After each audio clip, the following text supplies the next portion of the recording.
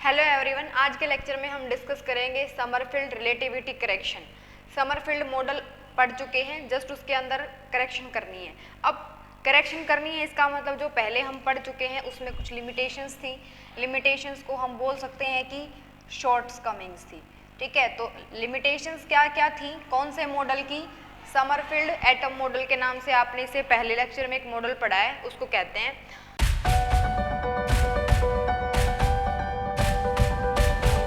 उसके अकॉर्डिंग भी 1 मिनट में डिस्कस कर दिया जाएगा कि वो क्या कह रहा है और उसके अंदर करेक्शन क्या है। अब लिमिटेशंस क्या थी उसकी? पहली लिमिटेशंस तो यही थी कि वो इंटेंसिटी को एक्सप्लेन नहीं कर पाया है फाइन स्ट्रक्चर की। ठीक है, इट कांट एक्सप्लेन या it not able to explain, इसको ऐसे लिखेंगे, this model could not explain the intensity of fine structure. अब ये जो फाइन स्ट्रक्चर है वो भी बताएंगे क्या होता है। दूसरी जो लिमिटेशन थी वो क्या थी कि ये जो जीमिन इफेक्ट है उसको एक्सप्लेन नहीं कर पाया है। और जीमिन में भी कौन सा इफेक्ट? जीमन एनामोलस जीमन इफेक्ट को एक्सप्लेन नहीं कर पाया आपका समरफील्ड एटम मॉडल। ठीक है, तो स्टार्टिंग में इसने बोला है कि इंटेंसिटी को एक्सप्लेन नहीं कर पाया, वो भी फाइन स्ट्रक्चर की। अब 1 मिनट में हम देख लेते हैं कि समरफील्ड एटम मॉडल क्या कहता था आपका कि मान लो n=3 के कोरस्पॉन्डिंग आपको लेवल देखने हैं। बोर मॉडल में तो जस्ट कितना था, ये आपकी एक लाइन है n=2 के कोरस्पॉन्डिंग। ठीक है, ये 2 के कोरस्पॉन्डिंग है। तो जब यहाँ से ये ट्रांसफर होता है, यानी कि जो भी एमिशन स्पेक्ट्रा बनता है आपका, यहाँ पर आपको जो लाइन मिल रही है वो उसको आप स्पेक्ट्रा बोलते हो। जस्ट ये था बोर के लिए, मतलब बोर के अकॉर्डिंग। अब जब समरफील्ड मॉडल ने आया तो उसने ये बताया कि n=3 के कोरस्पॉन्डिंग सिर्फ एक ही लेवल एग्जिस्ट नहीं करता, यहाँ पर बहुत सारे एग्जिस्ट करते हैं। वैसे बहुत सारे उन्होंने बोला है, बट जब हमने कैलकुलेशन करी थी तो उसमें हमने ये पढ़ा था कि n=3 के कोरस्पॉन्डिंग यहाँ पर 3 लेवल आते हैं और n=2 के कोरस्पॉन्डिंग 2 लेवल आते हैं। तो इससे ट्रांजिशन बनाई थी हमने, और वो जो ट्रांजिशन बनाई थी उसके कोरस्पॉन्डिंग हमें जो स्पेक्ट्रा मिला था, जैसे कि अगर मैं ये 2 लाइंस की बात करूं तो यानी फाइन स्ट्रक्चर हम क्या कहना चाह रहे हैं, बिल्कुल उसको रिजोल्व करके देखना कि जो एक लाइन है वो उसके अंदर भी बहुत सारी लाइन से बना हुआ है, उसको क्या कहते हैं? फाइन स्ट्रक्चर कहते हैं। तो यहाँ पर वो चीज़ उसने एक्सप्लेन कर दी कि जो एक लाइन है वो सिर्फ सिंगल लाइन नहीं मिलती। क्यों नहीं मिलती? क्योंकि जो लेवल ही एक ही लेवल, यानी कि n=3 के कोरस्पॉन्डिंग ही आपके 3 लेवल हैं, तो यहाँ पर जो लाइंस मिलेंगी वो सिंगल लाइन नहीं मिलेगी, वो क्या मिलेगा आपको? कलेक्शन मिलेगा।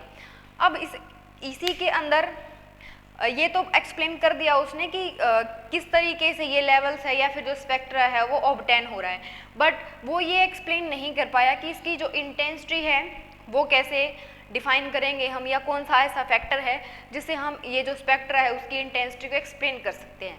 या फिर ये कहें कि जो भी हमारे एक्सपेरिमेंटल रिजल्ट्स थे उनसे उनकी जो कैलकुलेशंस है वो मैच नहीं हो रही थी। तो ये क्या है? उसकी एक शॉर्टकमिंग है या लिमिटेशन है। दूसरा, जीमन इफेक्ट को एक्सप्लेन नहीं कर पाया। जीमन इफेक्ट एक्चुअली क्या कहता है, वो उसमें भी यही है कि जो एक लेवल है फील्ड के, जब आप उसके ऊपर फील्ड अप्लाई करते हो तो वो स्प्लिट हो जाती है 2 या 3 लाइन में, जो कि हम आगे एक्सप्लेन करेंगे। फिलहाल हम क्या करना चाहते हैं, ये जो हमने अभी एक्सप्लेन किया है कि इंटेंसिटी को एक्सप्लेन नहीं कर पाए हम, तो उसके लिए उसकी करेक्शन क्या थी। अब समरफील्ड का जो मॉडल था वो फेल हो चुका था। ठीक है, अब जो आज जो हम पढ़ रहे हैं उसमें भी करेक्शन करने के बाद भी जो रिजल्ट आएगा हमारा, वो भी हमारे जो एक्सपेरिमेंटल रिजल्ट्स हैं उनके साथ मैच नहीं होगा। मैच नहीं होगा तो इसका मतलब ये क्या है, ये मॉडल यहीं पे हमारा खत्म हो जाएगा। ठीक है, इसके बाद हमारी कोई नई थ्योरी शुरू होगी जो कि हर एक पॉइंट को एक्सप्लेन करेगी कि कौन सी चीज़ कहाँ से आई है। अब तक तो सिर्फ हमने फाइन स्ट्रक्चर के बारे में बात करी है। जब हम आगे जाएंगे एटॉमिक एंड मॉलिक्यूलर फिजिक्स में तो हम क्या एक्सप्लेन करेंगे कि हाइपर फाइन स्ट्रक्चर भी होता है आपका, वो कैसे एक्सप्लेन होता है वो भी हम डिस्कस करेंगे। तो यहाँ के लिए क्या है, अबे हमें पढ़ना जरूरी है क्योंकि किताब में दे रखा है, हमारे एग्जाम में आएगा। हमें थोड़ी सी लिमिटेशंस भी पता होनी चाहिए। लिमिटेशन पता होंगी तभी जब हम नेक्स्ट टॉपिक पढ़ेंगे तो हमारे दिमाग में आएगा कि यस यहाँ पर जो हमने जो मिसकॉन्सेप्ट था वो हमारे दिमाग में गया है। तो करेक्शन करने के बाद भी वो जो स्पेक्ट्रा है वो एक्सप्लेन नहीं हुआ है, पहले ही बता रही हूँ मैं, एक्सप्लेन नहीं हुआ, बट फिर भी हमें पढ़ना पड़ेगा, ठीक है। बहुत इम्पोर्टेंट तो एक्चुअली हम नहीं कह सकते इस टॉपिक को, क्योंकि ये यहीं पे स्टॉप हो जाएगा, बट क्वेश्चन तो आपका कहीं से भी आ सकता है, तो एक्सप्लेन करने की कोशिश करते हैं। उन्होंने क्या सोचा कि ये जो आपकी लाइन्स आ रही थी ना, ये जो लाइन्स है इनके बीच में जो भी जितना भी गैप है वो ऑब्टेन हो रहा है आपका, अगर इसका ऑर्डर जो भी आपका मॉडल है उससे एक्सप्लेन करने की कोशिश करता है, वो क्या कोशिश करता है, वो कुछ नया यहाँ तक सब स्टॉप है उसका, उसके बाद उसने कुछ नया एडिशन सोचना शुरू किया कि जब भी इलेक्ट्रॉन इसके अंदर रिवॉल्व करता है ना, मतलब ऑर्बिट के अंदर रिवॉल्व करता है, तो उसके कोरस्पॉन्डिंग क्या होती है आपकी एक वेलोसिटी का फैक्टर तो होता ही है। अब वो क्या सोच रहा है कि ये जो वेलोसिटी है, यानी कि जो ये इलेक्ट्रॉन है जिस भी वेलोसिटी से मूव कर रहा है वो किसके कंपेरेबल अगर है, स्पीड ऑफ लाइट के साथ कंपेरेबल अगर है, वो जो भी आपका ऑर्डर आएगा अगर वो इस ऑर्डर के बराबर हो तो हम क्या कर सकते हैं, इसकी इंटेंसिटी को एक्सप्लेन किया जा सकता है। बट देखते हैं ऐसा होगा कि नहीं होगा, ठीक है। तो यहाँ वाला जो उसने सोचा था उसको एक बार लिखते हैं। उसने सोचा कि जो वेलोसिटी है वो आपकी किसके कंपेरेबल है, सी के, और वैसे भी कंपेरेबल कैसे है वो देख लेते हैं। वैसे बहुत ज़्यादा फर्क है, अगर मैं बात करूँ तो ये लगा लो आपकी जो भी इलेक्ट्रॉन जब इसमें ऑर्बिट में रिवॉल्व करता है, जिस भी वेलोसिटी से रिवॉल्व करता है, वो जो वेलोसिटी है वो सिर्फ 1 या 2% ही होती है सी का, ओके। अब ये तो वेलोसिटी हमें पता होता है कितनी होती है, 2.18 इंटू 10⁻6 या फिर 6 ही होती है मीटर पर सेकंड। लेकिन अगर आप स्पीड ऑफ लाइट की बात करोगे तो वो कितनी होती है, 3 मल्टीप्लाई 10⁸8 मीटर पर सेकंड होती है। अब आप खुद ही सोचिए कि कितना ज़्यादा फर्क है। अब 10⁻2 का जो फैक्टर है वो तो बहुत ज़्यादा होता है, बट उन्होंने क्या बोला, जहाँ पर भी रिलेटिविटी करेक्शन आ गया, इसका मतलब क्या है कि आप जो भी आप ऑब्जेक्ट ले रहे हो, यहाँ पर तो फिलहाल ये पार्टिकल ही है, यहाँ पर जो पार्टिकल है उसकी वेलोसिटी, वो जिस भी वेलोसिटी के साथ मूव कर रहा है वो जो वेलोसिटी है वो स्पीड ऑफ लाइट के कंपेरेबल है। मान लेते हैं थोड़ी देर के लिए, वैसे हमें दिख भी रहा है कि नहीं है कंपेरेबल, ये फैक्टर तो बहुत ज़्यादा होता है, ठीक है। मान लेते हैं, ये मान रहे हैं हम कि जो वेलोसिटी है वो क्या है, कंपेरेबल है, यानी कि 0.0 समथिंग इसके बराबर है, ठीक है। तो ये कंसीडर करके उसने कुछ कैलकुलेशंस करी, उसमें हम इंटरेस्टेड है ही नहीं, हम डायरेक्ट उसका रिजल्ट देखेंगे और उसको एनालाइज करेंगे सिर्फ और सिर्फ, ठीक है। तो उसको एनालाइज करते हैं। ये आपको लिखना पड़ेगा कि उसने क्या सोचा था कि जब इलेक्ट्रॉन एटम के अंदर मूव कर रहा है, मतलब ऑर्बिट के अंदर सॉरी, तो वो कौन सी स्पीड के साथ मूव कर रहा है, जितनी भी आपकी स्पीड ऑफ लाइट है उसके कंपेरेबल होनी चाहिए, वो उस स्पीड के साथ वो मूव करता है। अगर वो इस स्पीड से मूव करता है तो जो एनर्जी का स्पेक्ट्रा है या जो एनर्जी का फॉर्मूला है वो क्या आता है आपका, अभी लिखते हैं, और वही फॉर्मूले से हम क्या एक्सप्लेन करेंगे, लेवल्स को एक्सप्लेन करेंगे कि n=3 के कॉरस्पॉन्डिंग और n=2 के कॉरस्पॉन्डिंग आपको जो स्पेक्ट्रा है उसमें 3 लाइन मिलती हैं, 4 मिलती हैं या 5 मिलती हैं, ओके। तो आफ्टर कैलकुलेशन कोई कैलकुलेशन नहीं करनी है, किताब भी अगर आप देखोगे तो उसमें भी कोई डेरिवेशन नहीं लिखा हुआ है, ना ही हम उस डेरिवेशन में इंटरेस्टेड हैं। हम अपना डायरेक्ट फॉर्मूला लिखेंगे जो उसने, ये फॉर्मूला कब है, आफ्टर करेक्शन, और करेक्शन क्यों की है उसने, क्या सोच के करेक्शन की है, वो मैंने आपको बता दिया, ठीक है। तो एनर्जी क्या आएगी आपकी, -(Z²e⁴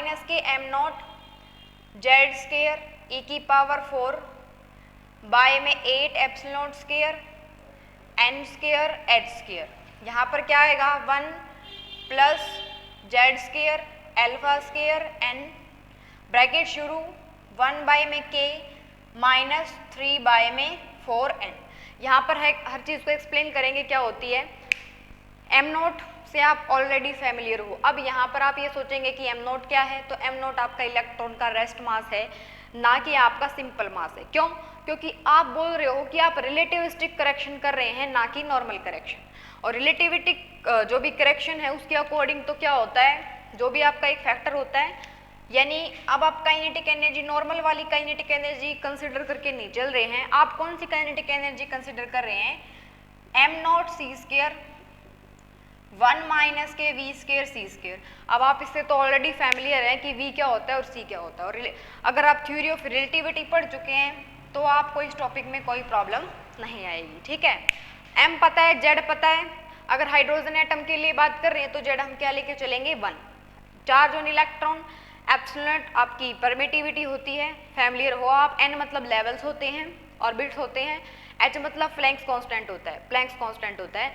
ये जो अल्फा है बाकी सारा कुछ पता है आपको, सिर्फ एक अल्फा नहीं पता। ये जो अल्फा है ये क्या होता है आपका फाइन स्ट्रक्चर कांस्टेंट होता है, जिसकी वैल्यू होती है आपकी 1/37, ठीक है। और ये जो अल्फा है ये होता है v/c, एक्चुअली ये है 1/37, ठीक है। तो इसको आप कर लेंगे कि अल्फा की जो वैल्यू है वो क्या है।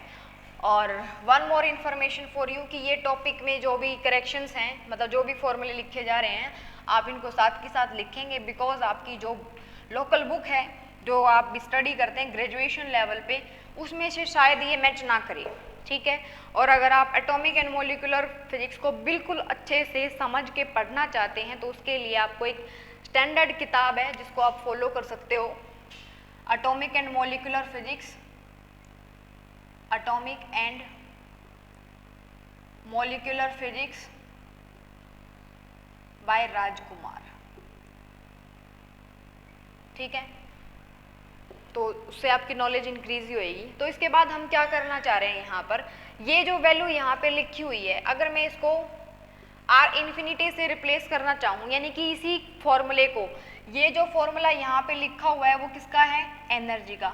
एंड वन मोर थिंग कि जब हमने समरफील्ड मॉडल पढ़ा था तो हमने लेवल्स तो अलग अलग कर दिए थे, बट एनर्जी का जो फॉर्मूला था वो बिल्कुल डिट्टो सेम वही था जो बोर मॉडल ने दिया था। बट यहाँ पर क्या है, रिलेटिविस्टिक करेक्शन करने के बाद जो एनर्जी का फॉर्मूला है वो थोड़ा सा डिफरेंट है, ठीक है। के मतलब यहाँ पर एजिमुथल क्वांटम नंबर है, एन मतलब क्या है, फिलहाल यहाँ पर जस्ट लेवल है। आगे जाके क्या, इससे नेक्स्ट ही लेक्चर में एन का मतलब आपका, एन का मतलब चेंज नहीं होगा, बट एन का नाम हम एक स्पेशल नाम जो नेमिंग है वो कर देंगे जिसको हम बोलते हैं प्रिंसिपल क्वांटम नंबर, ठीक है, जिसकी जो वैल्यू है वो जस्ट लेवल से ही होती है, यानी कि कितना साइज है एक्चुअली ऑर्बिट का या एटम का, दैट्स इट। जो r∞ है उसकी वैल्यू क्या होती है, यानी कि इसी फॉर्मूले में अगर आप m0 e⁴ 8 एप्सिलॉन h इसको रिप्लेस कर देंगे तो जो वैल्यू है वो क्या बनेगी, r∞ की m e⁴ 8 epsilon square h⁻3c। Actually पहले आप क्या कर लेंगे, इस टर्म को h कट से मल्टीप्लाई कर लेना, h कट से डिवाइड कर लेना। क्यों कर रहे हैं हम ऐसा, क्योंकि फिलहाल जो एनर्जी है वो किस में है, आपकी इलेक्ट्रॉन वोल्ट में है। और जब भी हम लेवल बनाते होते हैं ना, ये जैसे हमने लेवल बनाए थे, यहाँ पर लेवल लिखा था हमने 13.6 इलेक्ट्रॉन वोल्ट, n = 2 के कोरस्पॉन्डिंग 3.4 इलेक्ट्रॉन वोल्ट, लेकिन ये जो स्पेक्ट्रा हम पढ़ेंगे वो हम इलेक्ट्रॉन वोल्ट में नहीं, वो हम सेंटीमीटर इनवर्स में पढ़ेंगे, यानी वेव नंबर के कोरस्पॉन्डिंग पढ़ेंगे। और वेव नंबर के कोरस्पॉन्डिंग जब हम पढ़ते हैं तो जस्ट क्या करते होते हैं, जो एनर्जी होती है आपकी उसको h कट से डिवाइड कर देते हैं, सॉरी डिवाइड करना है, सिर्फ मल्टीप्लाई नहीं करना, h कट से डिवाइड कर देंगे। तो जब h कट से एनर्जी को जब h कट से डिवाइड कर देते हो तो उस वैल्यू को है ना हम एक स्पेशल नाम दे देते हैं जिसका नाम क्या है, t। और t का मतलब यहाँ पर क्या है, टर्म वैल्यू, ठीक है, जिसकी वैल्यू आपको ऑलवेज कैसे मिलेगी, सेंटीमीटर इनवर्स में मिलेगी, ठीक है। अब आगे से जब भी हम लेवल को ड्रॉ करेंगे तो इलेक्ट्रॉन वोल्ट में नहीं करेंगे, हम सेंटीमीटर इनवर्स में करेंगे। क्यों कर रहे हैं, हमारी कैलकुलेशन को या लेवल्स को स्मूथली हम डिफाइन कर सकें, दैट्स वाई, ओके। तो टर्म वैल्यू लिख रही हूँ, आगे मैंने क्या किया है, जस्ट ये जो वैल्यू है इसको h कट से डिवाइड कर दिया मैंने। डिवाइड करने के बाद जो ये वैल्यू है इसको r∞ कह दो तो ऊपर वाली वैल्यू क्या बन जाएगी। वैसे भी h जो e है उसको h कट से डिवाइड करोगे तो आंसर क्या आने वाला है, t मतलब टर्म वैल्यूज, उसको डिफाइन करेंगे, t आएगा r∞ z² n² 1 प्लस, अब तो डायरेक्ट यही लिखना है, z² अल्फा 1/k 3 4n।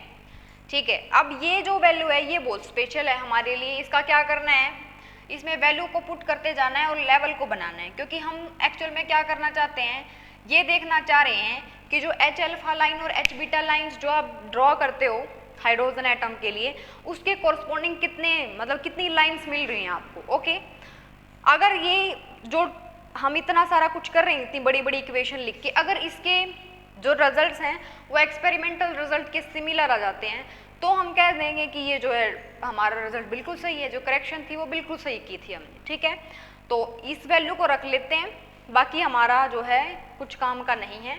तो लेवल्स को ड्रॉ करते हैं। अब अगर आपको पिछली क्लास का थोड़ा सा ध्यान है तो एक बार लेवल्स बताएंगे कि n = 3 के कोरस्पॉन्डिंग और 2 के कोरस्पॉन्डिंग क्या क्या एनर्जी लेवल है। एक्चुअली समरफील्ड एटम मॉडल के बारे में बात कर रही हूँ मैं। वहाँ पर आपने क्या डिफाइन किया था कि अगर मैं n = 3 की बात करूँ तो यहाँ पर कितनी वैल्यू पॉसिबल है, यानी कुछ ऐसे ड्रा किया था। एक तो सर्कल बना था, एक इलिप्स बना था और एक और इलिप्स बना था जो कि इसी के कॉरस्पॉन्डिंग था, लाइक दिस। ठीक है, इसकी बात कर रही हूँ मैं। n = तो 3 ही रहेगा, k की वैल्यू 2 हो जाएगी। n = तो 3 ही रहेगा और k 1 हो जाएगा, इसकी बात कर रही हूँ मैं। और n = 2 के कॉरस्पॉन्डिंग क्या था, n = तो 2 था, k की वैल्यू 2 थी। n = तो 2 था और k की वैल्यू 1 थी। अब इससे आपने क्या बनाया था, इलिप्टिकल ऑर्बिट बनाया था। एक्चुअल में जो समरफील्ड मॉडल है वो इलिप्टिकल पाथ ही बताता है आपको एटम का।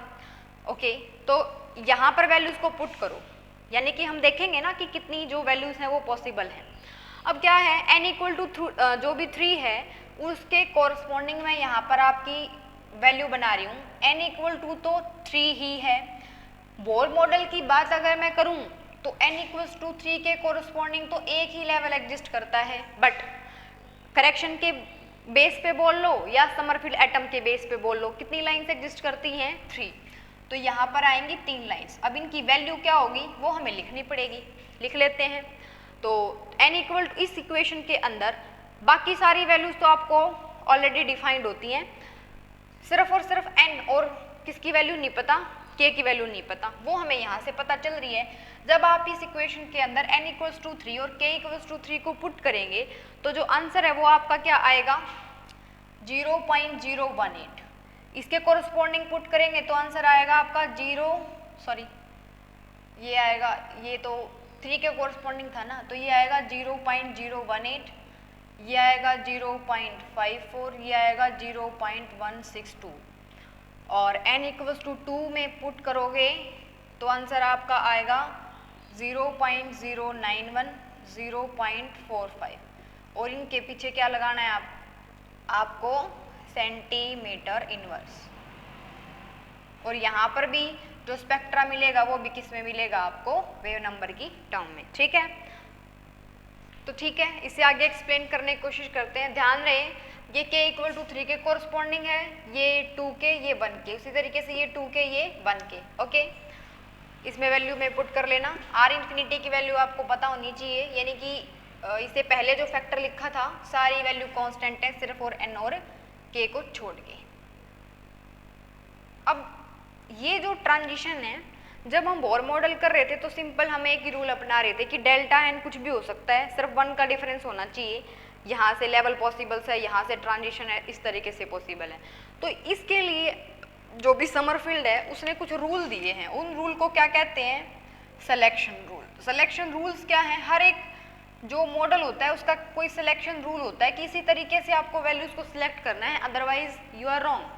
तो सिलेक्शन रूल क्या कहता है कि जब भी आप ट्रांजिशन को बना रहे हो या ट्रांजिशन करवा रहे हो तो उस टाइम पे जो डेल्टा n है वो तो आपका कुछ भी हो सकता है, ठीक है, बट जो डेल्टा k है वो क्या होना चाहिए, +-1 होना चाहिए।